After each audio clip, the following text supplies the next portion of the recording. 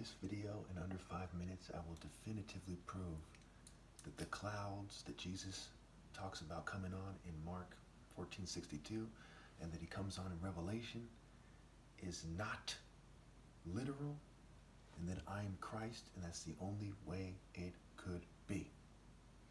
Psalm 18 of David. This is key. It's of David, and I'm going to prove that God comes in his war spirit, and he's on the clouds, which cloud other people's judgment because they refuse to obey God through me. All right.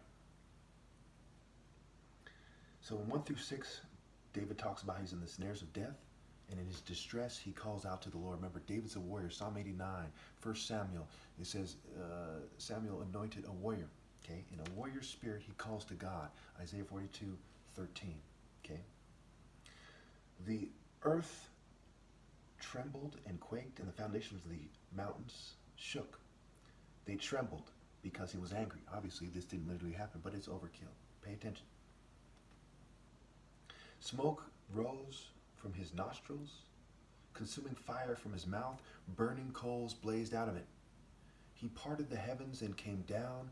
Dark clouds were under his feet. Dark clouds were under his feet. He mounted the cherubim and flew, soared on the wings of the wind. Does the wind have wings? No. Definitively proven already. He made darkness his covering, his canopy around him, the dark rain clouds of the sky. Out of the brightness of his presence, clouds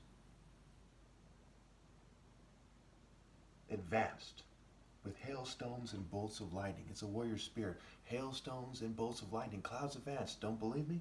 Pay attention. The Lord thundered from heaven. The voice of the Almighty resounded. This is why they're editing my voice and my image in my videos, okay? He shot his arrows and scattered the enemy.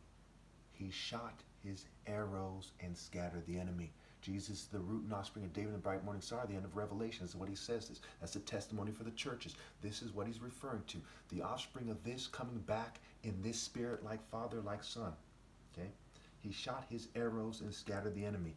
Not literally. Does God literally have a bow and arrow coming down literally in the sky? No. Okay? Did that happen during David's time? No.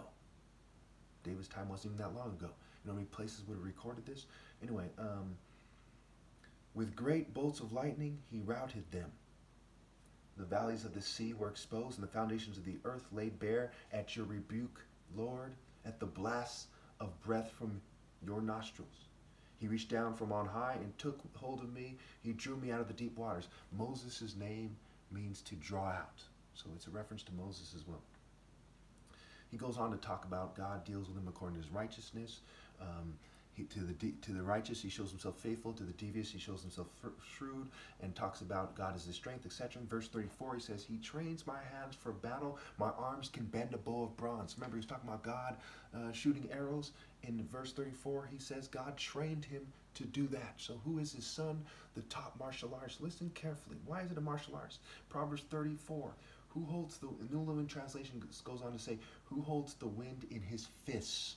In his fists. Okay? And says, what is his name and what is the name of his son? Like father, like son. Mark 14:62.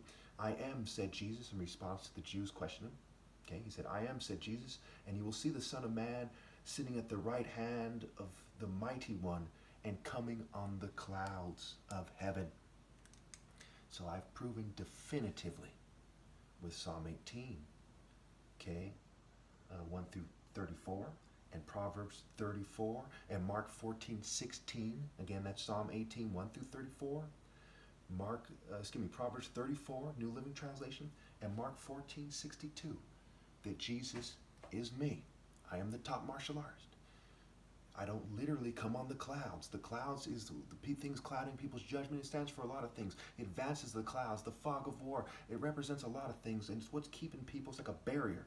It's keeping people from the presence, the mighty and bright presence of focus, moral intensity, universal pinpoint and moral precision, righteousness and justice, which is my spirit coming from God. It's the only way the place this thing could have came from. One amount of time, I've proven it definitively.